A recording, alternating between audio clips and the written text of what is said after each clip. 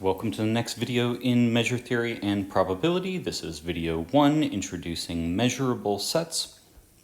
It corresponds to part 1, chapter 1, and section 1 of the textbook. Now, in a sense, the first order of business in measure theory is to invent a system of measuring sets of real numbers, one that generalizes the notion of the length of an interval. Now, just to give a little bit of a brief preview, why are we interested in that? Well, it has to do with some needs for inventing a new system of integration. There are some deficiencies in the Riemann system of integration. It doesn't quite do certain things. Hopefully we'll see more about this later. But there are certain things that the Riemann integral cannot do that we wish that it could.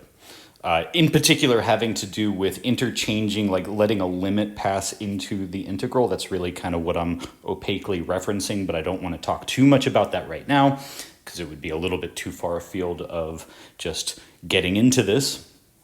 But anyway, that's what we're doing, right? We're trying to invent a new system of integration, but having a way of measuring sets of real numbers in a way that is consistent with the notion of the length of intervals is needed for that project. Now let's recall, what are we talking about when we talk about the length of an interval? So let's take this interval to begin with. For example, the interval from 2 to 4, its length intuitively is 2, and we can compute that by a formula, which is to take the right endpoint minus the left endpoint. Subtracting those, you get 2, so that confirms that we get the answer we thought we should. Just to make the point that it doesn't matter whether the interval is open or closed, we can still do this on a closed interval. And so again, we take the right endpoint minus the left endpoint, and we get 6, which is the length of this interval. But we want to generalize this, right? So that's lengths of intervals. But what if we have, sets of real numbers that are not intervals, like, for instance, this disjoint union of two intervals, right? So the interval from 1 to 2 and the interval from 3 to 4. Now, that doesn't have a length because it's not an interval, and it doesn't make sense to talk about lengths when you're not dealing with intervals. But so we want a generalization. We're going to call that generalization lambda so that we can apply this to any set of real numbers. And it'll do something that is somehow consistent with the idea of length. Now, in this particular case, it's actually really easy and really obvious, I claim. So if we have 1 here and 2 here and 3 here and 4 here, and we're talking about this interval from 1 to 2 together with this interval from 3 to 4, and we want to measure this in a sense that is consistent with interval length, well, I think it just makes perfectly obvious sense that we would measure each one individually. That's a measure of 1 and another measure of 1, and simply add those together, which, it's important that these intervals were disjoint, but since they were, we could just add together the measures of each interval, and the result is 2. So that's a perfectly sensible answer. So it seems like so far there's nothing really that hard. But that one was easy. What about a significantly weirder set of real numbers, like, for instance, the interval from 0 to 1, but made up only of rational numbers? Now, what should the measure of this set be? And I claim that there are 2 reasonable answers, right? One reasonable answer would say, well, look, this is a dense set, right? I mean, within any region of this interval from 0 to 1, there are infinitely many rational numbers, so that in a sense, this really fills out the interval from 0 to 1. And so maybe we should say that it's basically just a certain kind of an interval from 0 to 1, and maybe its measure should be equal to 1. Now, is that correct? We'll come back to that later, but that's one possible answer. Sounds at least a little bit reasonable. And here's a second answer that also sounds reasonable. Well, this interval is countable, right? The rational numbers are countable, which is a whole order of infinity smaller than uncountable sets, right? The interval from 0 to 1 as an interval of real numbers is an uncountable set of numbers. And so maybe something that is countable being so much sparser than something which is uncountable should have like very different measurements, perhaps, right? I mean, should necessarily counting really have to do with measuring? I don't know, but it's at least an idea. And maybe from that perspective, the measure of this set should be 0. And so we really don't know which one it should be. Should it be 0 or should it be 1? And so what we want to do, like one of our big projects here, is to pick a system of measurements which seems intuitively correct and which will answer these hard questions for us. And by the way, even if you think you really know the answer to the previous one, the rational numbers from 0 to 1, there are significantly weirder and weirder sets of real numbers where answering this question gets harder and harder. But so anyway, so the project, or at least a big part of the initial project, is to find this function lambda, and notice that it is a function, right? You input something.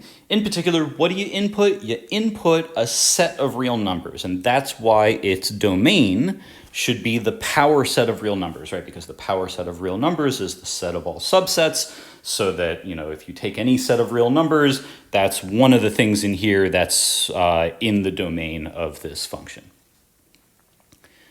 So we want a function lambda with this domain, and we want it to return values in the closed interval from 0 to infinity. Now, it should start at 0 because these measurements should never be negative, right? After all, if we are doing measurements and they are sort of based on length, then lengths should never be negative, nor should you wouldn't think that any generalization of length should ever give you a negative length. Now, it also goes out to infinity, and it's not a mistake that I wrote that with a closed bracket. If you've never seen this before, what we're talking about is the extended real numbers, right? So the extended real numbers, often written with R star, is the same thing as the real numbers together with two new symbols, negative infinity and positive infinity.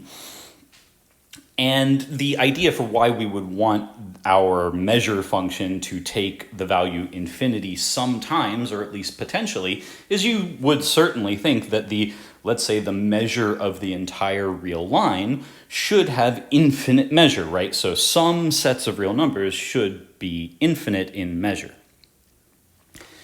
Of course, this one will not be useful for us, at least so far, because none of these will be negative, right? We're only working with positive values. So anyway, but that's the extended real numbers. Now, the extended real numbers we do standardly define, not just have these symbols or something like that, but we also define certain arithmetic operations on them. So for instance, if you take some real number, any real number, and you do a plus infinity, we all understand that to be infinity. If you did a minus infinity, which you can either understand as using the subtraction operation, right, extending the subtraction operation, or if you want, you can think of it as plus negative infinity. It doesn't really matter. In any case, we get negative infinity that way. But although we do define this for real numbers, and we could even do infinity plus infinity is infinity, but certain combinations here are not defined, and that is kind of why this is, we don't often use the extended real numbers unless we have to, because it is a little awkward. In particular, if you took infinity minus infinity, this is not defined. Right, and there are good reasons for why we should not define such a thing. But there you go, right? So we define these arithmetic operations. Some of them are well-defined, some of them are not. You have to be a little bit careful about that, but that's doing like addition with the extended real numbers. And then we also have an ordering operation, which is much simpler. It just says that any real number is always less than or equal to infinity and greater than or equal to negative infinity. So that makes total sense. And there's just a very brief sort of introduction to the extended real numbers. But again, the point is that we want this function lambda, which has domain, the set of all subsets of real numbers, and range going from 0 out to infinity, inclusive, because we're thinking of the extended real numbers when we say that. And of course, the value that it outputs for any given set of real numbers should in some way sort of correspond to a reasonable, like measurement of its length or something like that.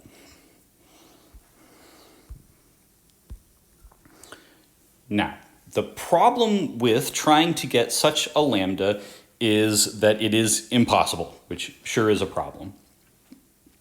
In particular, what I mean when I say that is that there is no function lambda with the domain and range, which we just described, which has the following three properties, which are three properties that you just have to imagine we need to have for a sensible, for a thing that we would sensibly call a measure. Now, first of all is just that it should assign intervals their length, which is exactly the whole point of this, in the first place, right? So that's kind of obvious that we need to have this property because it's the whole point.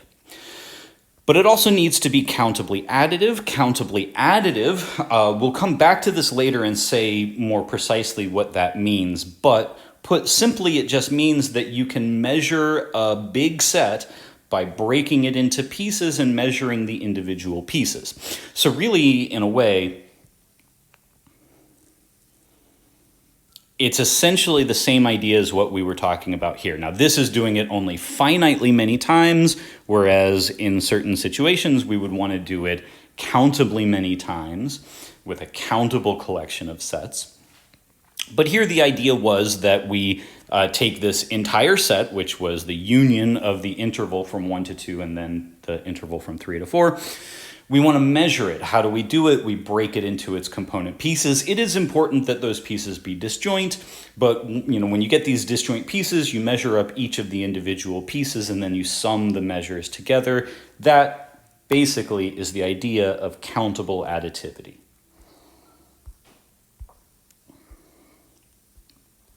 So we need our measure function lambda to be countably additive. We also need it to be translation invariant, which basically means that if you have a set and you slide it to the left or right, that the measure should not change. We'll talk, again, more rigorously and more in depth when these things kind of come up in the textbook, but at least for now I'm just giving a brief summary.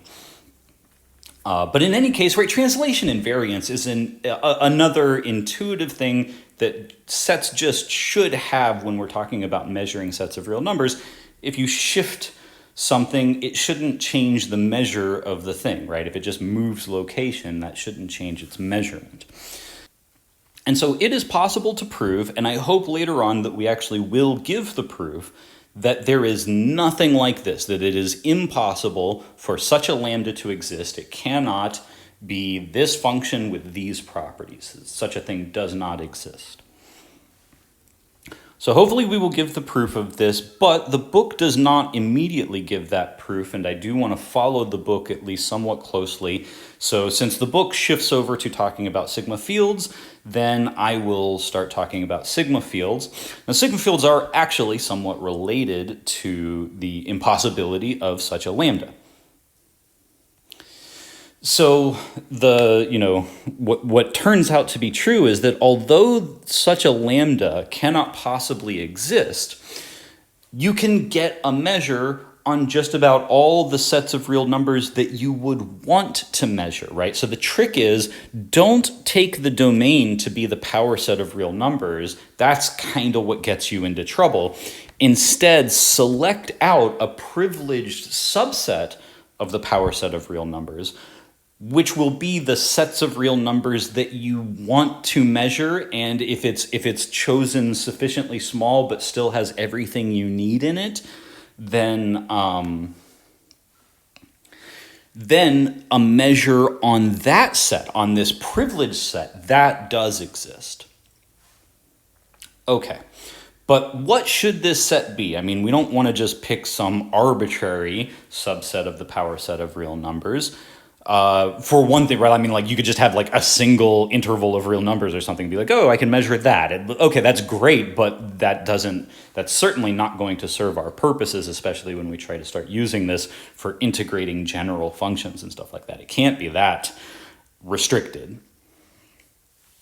But more than that, right? I mean, even if it just had all the intervals, that's not enough.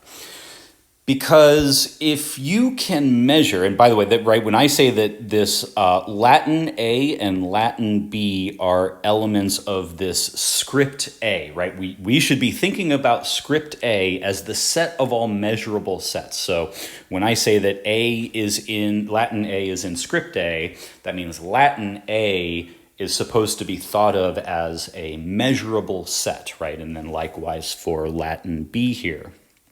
So if you have measurable sets A and B, you would really expect their union to also be measurable, and it turns out we really need that for the theory of integration that comes after this. So that's why we don't want just any script A, right? We don't want just any subset of the power set of real numbers. We need it to be closed under unions and under intersections and under set differences.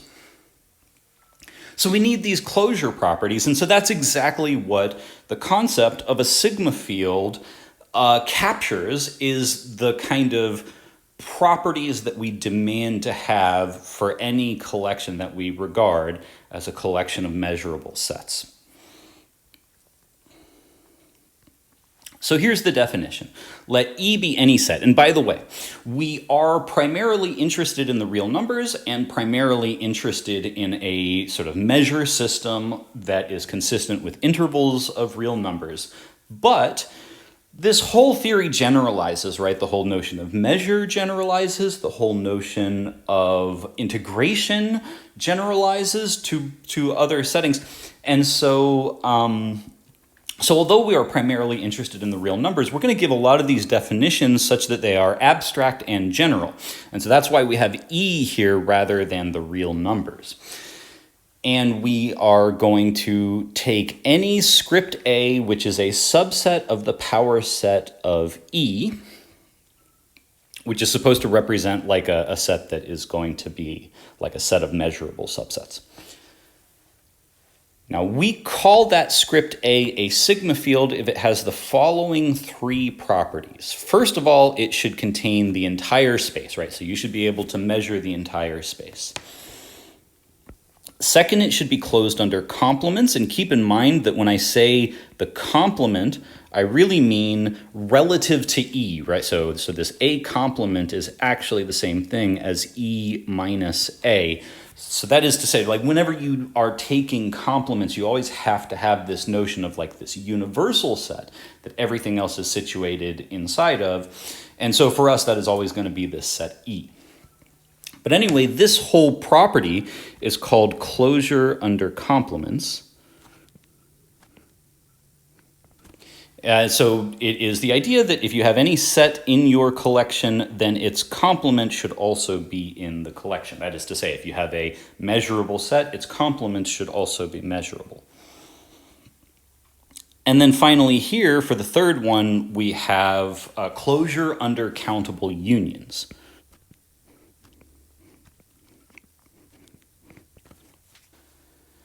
And so this is a very similar idea, but this time we have this countable sequence of measurable sets, right? So for each natural number, we have this measurable set A sub n. And whenever that is the case, their union should also be measurable, basically. So if you take any collections out of your system of measurable sets and union them all together, that's another measurable set. So whenever this collection A has these three properties, we call it a sigma field. Now, when you have a sigma field, And if you have this Latin A, which is a measurable set, then we call, well, right, I've been doing this already without even really having introduced it, but like when you have something that is in your sigma field, we call it a measurable set. Okay, always good to see examples and non-examples. So, there's some very trivial examples, which would be the collection containing just the empty set and E, right? So if, every sigma field has to have E, but it also has to be closed under complements. So if you take the complement of E, you get the empty set, and then you could stop there, right? That's the smallest possible sigma field on any set E. But then you could go the other direction and get the biggest possible sigma field on any set E, and that would be the power set. So there's always these two extremes, right? The smallest possible sigma field and the largest possible sigma field, and those are always sigma fields. But let's see something less trivial, right? So let's take, for example, a small, relatively easy to compute set like this E, which contains ABC. And let's build this collection, which is neither the smallest nor the largest sigma field that you could possibly have on this set. So let's give it, in addition to E and in addition to the empty set, let's give it this set of the singleton of A. Well, if we give it the singleton of A, it also has to be closed under complements. So we have to also give it the set of BC. But if we stop there, it's good, right? It's now closed under complements, right? If you take any set here and take its complement, you'll find that that set is already in here. We also need it to be closed under unions, but I assure you, and you should certainly think about this, but it certainly is true that if you take any two sets or any number of sets here and union them, then you get a set which is already in script A. So this is an example of a sigma field. It's also good to see a non-example, so let's look at this one. This one is not a sigma field, and that's because it is not closed under complements. After all, if you took A and you find its complement, you get BC, which is not here, so it is not closed under complements. Like, I could also just as well have chosen B and said, if you take the complement of that, you get AC, which is not here, and so this is also not closed under complements for that reason. By the way, it's also not closed under unions, because if you took these two sets and union them together, you would not get something already here. So this is not a sigma field for many reasons.